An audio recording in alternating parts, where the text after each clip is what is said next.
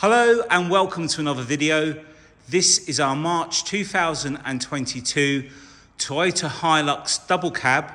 This is the 2.8 Auto Invincible X, finished in Titan Bronze Metallic with 9,432 miles and having completed its first service with Toyota. I think it's the beginning of this year. I've got it in the paperwork over there, which I'll come to in a minute. Now, the whole car, or pickup truck, as I should say, has been machine polished. We've fitted some additional accessories as well. So we're going to take you around the vehicle. It's in absolutely stunning condition. If I come around to the front, straight away you can see that we fitted the bonnet guard. Now, this is a different design to the Toyota one that we used to fit, and the difference is it doesn't taper and get thinner at the edges, but what it does allow it to do, it cups around here and shows you more of the front grille, so it doesn't hide it like the other bonnet guard. And then down at the bottom we've also fitted the Predator spoiler bar, which runs around the front to give a bit of extra protection from any little branches and stuff like that. But what it also does is give the front a much more meatier look. Now, being a 22 plate, this car has, I keep referring it to as a car, but obviously it's a pickup truck. It has the 360 cameras. So you get a front camera just below the badge there. Well, that badge is also a sensor for the adaptive cruise control. These later Hiluxes have very bright LED lights as well, which is really nice. Now, if I come up onto the bonnet, you can see this has probably got a better shine on it than when you purchase these new. And there are no chips or marks on the bonnet at all. And the windscreen as well, there's no chips or marks on the windscreen. The headlights are all in really nice condition, and by that I mean they're not pitted with, it's not had stone chips come up and damage it at all. All of the front bumper, if I could just walk you around just slowly, there's no damage on there. We've got front parking sensors as well. And while we're on this side, we'll come down a bit lower, and if we look down, the panels are really nice and straight. Some of these vehicles, I guess it might be the panels, when people shut the doors, I think what they do, they push in the middle of the door and they get like dents in them. But this is in lovely condition. We've got the side steps there. And all of the wheel arch covers are unmarked because they're quite easy to scratch if you're driving next to bushes. All the tyres, immaculate. We've also got part of the 360 cameras, they're up. There's some cameras just up underneath there. We've got keyless entry. Of course, press the button on the door handle there. You'll see that all the door edges, all immaculate. Rear wheel arch. Rear wheel, all the tyres have got lots of tread on. Just going to come back out if I can get back far enough. Oh, there we go. And there's the side profile and the driver's side. And this colour, as you know, it sort of changes in the light. We've also fitted wind deflectors above the windows. Now, if I come to the front, you can see that they don't really stick out too far, but they work really well. If it's raining and you like a little bit of fresh air, you won't get the water come in. And it also stops a bit of that wind buffeting inside the cabin. Now, this has got an original, in fact, let me just come up onto the roof. There's no damage on the roof. Just hanging on for dear life here. Right, there we go. And then if we come to the back, this is a Toyota Hardtop, and this has these all work, they can all be locked, but they pop open like so. If I come around this side, you can see better. Now the advantage of this is that if you've left something in the back and it's slid its way to the front, you can get in and just about reach stuff rather than having to climb up inside. You've got the sliding windows at the front there. The headlining on this one is all like a moulding, so it's not got any vinyl, so there's nothing to rip. There's a light up at the back there. And all around the back window. I was just checking everything up there. We'll shut that down. Obviously the other side opens the same. In fact, we'll do this side of the car as well. So I think we've done this side actually, wheels, and then we'll just open this up so we've done everything. Oh, also around the filler cap, no scratches. All in really nice condition. All of the rubbers around these windows as well are really good, no damage there. We've got the Line-X interior on the bed liner. We'll leave this window open, just a little bit of extra light. Now this all locks on the same key, the hardtop all the way round, and you've got privacy glass in that. But the tailgate, the customer had fitted from Toyota, retrofitted as an accessory, central locking. So this will actually lock on the central locking, the tailgate. Now, I can literally pull that and it will drop down because it's had fitted the lift and damper kit. We have actually changed the damper kit on this side because the one that Toyota fitted wasn't a very good one, if I'm honest. And then we've got the lift kit for the hinges.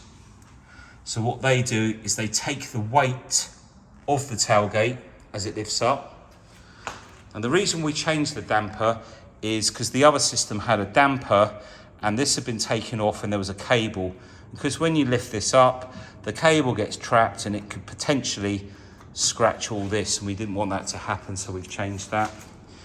If I look across we've got a protection cover on the top of the tailgate.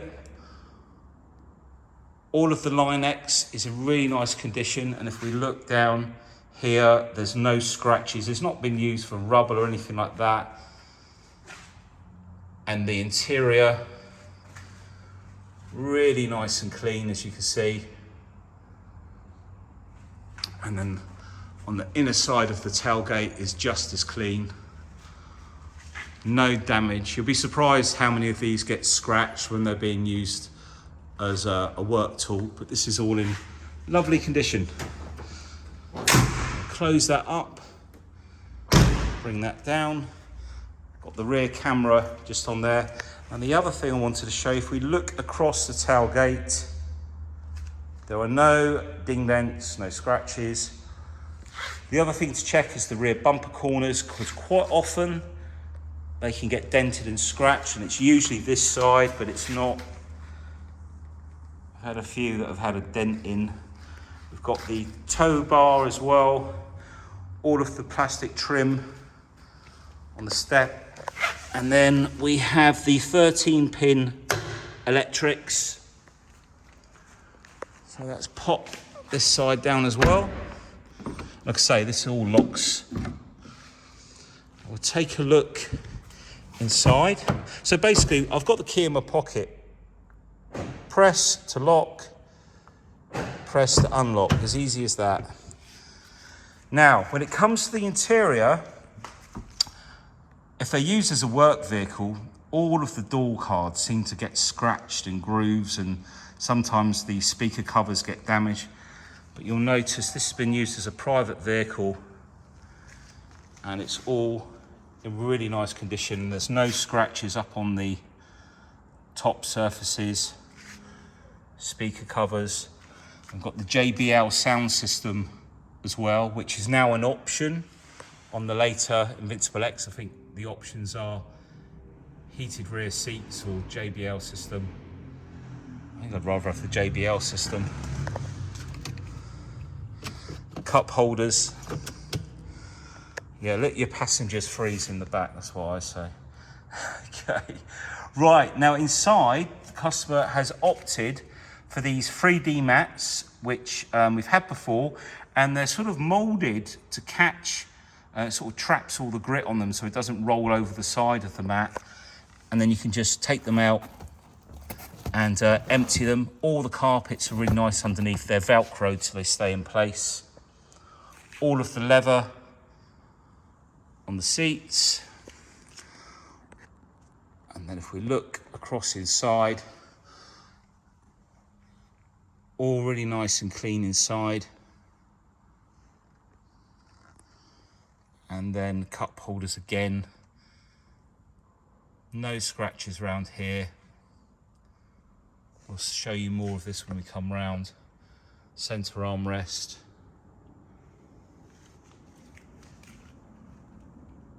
Let's take a look in the back. Door card.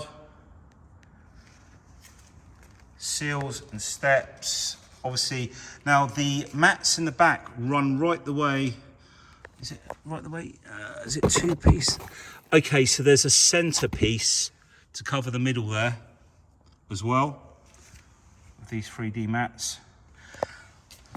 The seats, you can clip this up around the headrests, so you can put stuff in the rear. Let me just get my camera, there we go. And there's a little cubby hole to put storage, stuff in storage, and there's a jack on the other side, and the other side lifts. We've got centre armrest, we've got Isofix, and with some of the Isofix seats, we've got the Isofix clips down here, and then there's a little hoop up behind. Let me get this in focus. Okay, here, if I drop that down.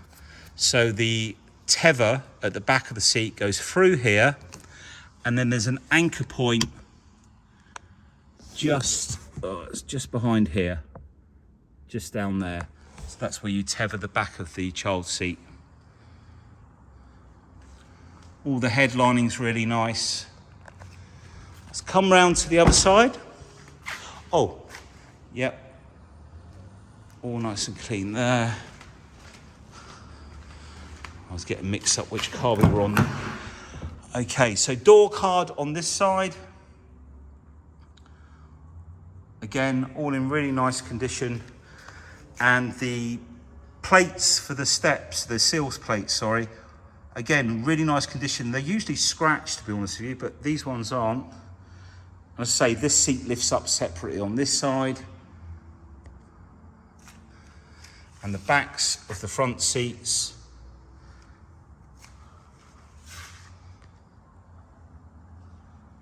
No damage. No marks on the seats. There's some little highs and lows there where we've just wiped the seat over and it hasn't quite dried off with the leather balm. When I say highs and lows, for those of you who don't know what I'm on about, it's when you've got something greasy, like a cream, and it makes the surface go sort of darker, and you've got sort of, as it dries out, you sort of get like shiny bits and unshiny bits. We call them highs and lows. So driver's door card. Again, folding mirrors.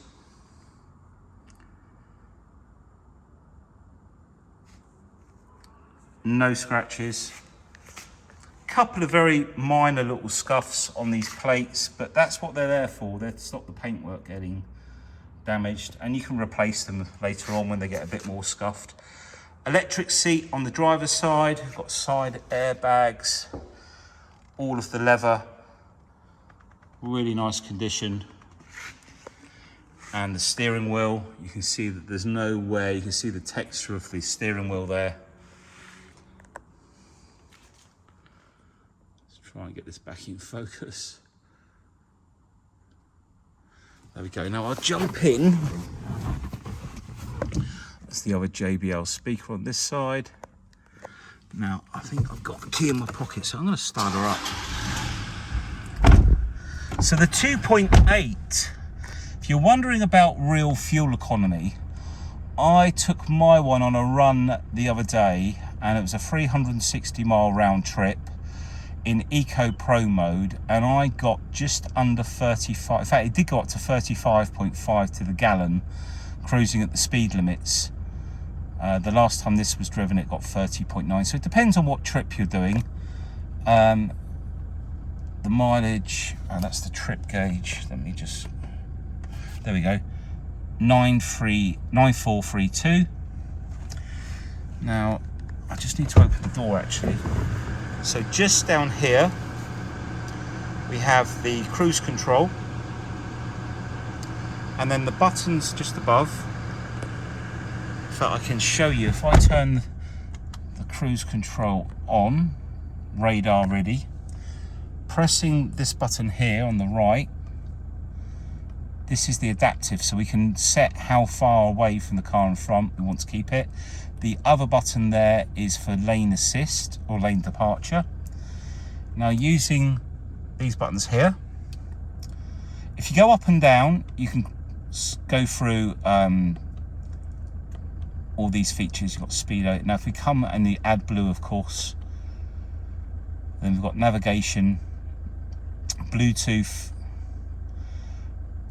the driving assistance like the radar is ready, no warning messages. Then if we go into settings, press the center button, lane departure assist. So if we press that one, now your assist on, I'm going to turn it off actually.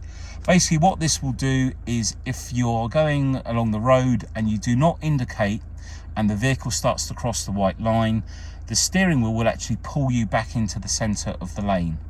So if you're getting tired, for example, then you've got the sensitivity of it, you can adjust underneath, and you've got sway warning. Let me just come in a bit closer actually. Sway warning on for if you're getting tired, and then the sensitivity for that. Then if we come down to the next one, this is your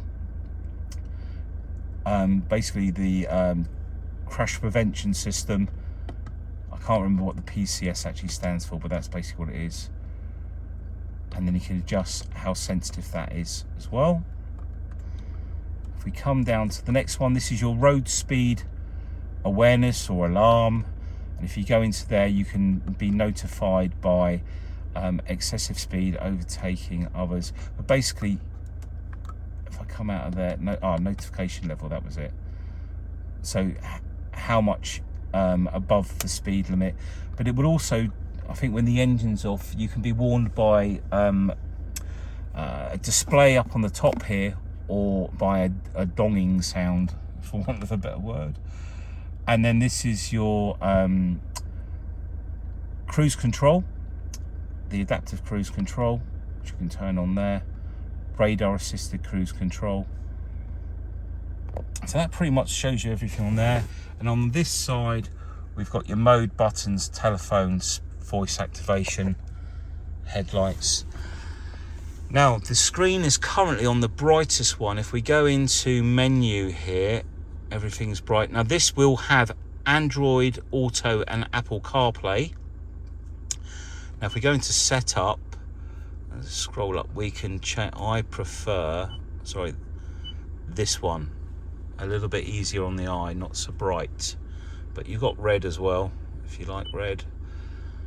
And audio, all DAB stations in there, then your source button, Bluetooth DAB. Now when you've got your Apple Android or Bluetooth, Apple Android, Apple CarPlay or Android Auto, we'll get there in a minute. Basically that will come up down here, or when you go into the menu it will come up down here. You just press on that and then all of your apps will come up on the screen. Phone setup, Darius obviously brought this one back, so all of your controls there. And then down here we've got so on the 2022s you've got dual climate control down here, opposed to single zone climate control, and the fan speed is in the center. Usually it was on this dial here, so you've got dual climate. And then you've got all of your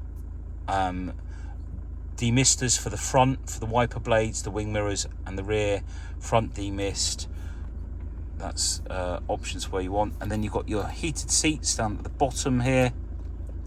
Turn off the stop start, hill descent. This is the diff lock, and then you've got a USB port there, 12 volt sockets on both sides there. Just got to plug that back in the little hole, which is always very fiddly. There we go. Cup holders, gear shift, as you can see, nice and clean. It's not been scratched to death. And then if I've got the foot on the brake, we've got drive. And then when you go into sport, you'll notice it goes straight into fourth gear, S4. Then pushing the gear lever backwards and forwards, you can use all 6 gears like so, just by rocking the gear stick backwards and forwards over to drive. If we go into reverse, we've got the reverse camera. We can also change the markings, so you can line up with the tow bar here as well. And on this side, we can change the view so you get the 360 view. Obviously the floor in here is all painted grey, so it looks like it's whited out, but it's not. You will be able to see all the way around the vehicle. Also see the back, and then you can flick onto there. Now if I put it in park, we also have a camera button down there. Now we've got the parking sensors on. Power heat is for when the vehicle's cold, you press that and it'll heat the engine up quicker. And then the one bottom right, this one on the bottom right here, that's your DPF cleaner. So if the DPF is cleaning, it will show you up here on the dash. But when you come to the end of the journey, if it's not finished cleaning, then basically you can press that button for it to finish. Now by pressing the camera button, this is the front view camera on its own. So we're looking out the front now with the 360 on the side. And then, which one is it? This gives you direction, I think, with the steering. If we press the button again, and then this gives you a view looking down the sides towards the front. And I think that is the last view, yeah. So that's all the views. I'm gonna peep the horn for Dan to come and open the bonnet. So all nice and clean in here. We've got cubby hole under here as well. So make sure we're in park. Oh, the other thing to mention, we've got the power button down here and the eco button. We come back up onto the top here. Okay, so if we press, now if you're just driving along normally, not in eco mode at all, you'll still get a little eco sign come up down here. But if we press the eco button, I think essentially what it does is it keeps it in an economy mode. So a little bit less power, but better fuel economy. If we press power, puts it into power mode, and the surge and the difference in the power is quite a lot. So when you need a bit of extra boost, pop the power on. And the other thing I probably should mention, and I'll move my feet out of the way, excuse my feet, it's very hot today. We've got the 2-wheel drive, high gear 4-wheel drive and low 4, which is literally at the flick of a button, and then you'll see it flashing up there, it's engaged. If you turn it off, sometimes, in fact because we haven't moved it's fine, but sometimes you'll just have to roll forward and then it will just come out of that mode. Right, let's take a look underneath the engine bay. I will turn the engine off as you won't hear me. So this is the 2.8 4-cylinder turbocharged diesel engine. A big improvement on the last 2.8. This runs around about 208 PS, 204 brake horsepower, and more economical than the 2.4 with that extra bit of power. And you don't really need to get these remapped or anything, there's plenty of oomph in them. And this vehicle would probably have the 3-year warranty. Just going to put this down with extendable up to 10 years because they changed it late 2001. And it's extendable up to a total of 10 years after that period, as long as you go into Toyota and have the servicing done. So for each service you've done yearly, they'll extend the warranty by another year, right up to 10 years.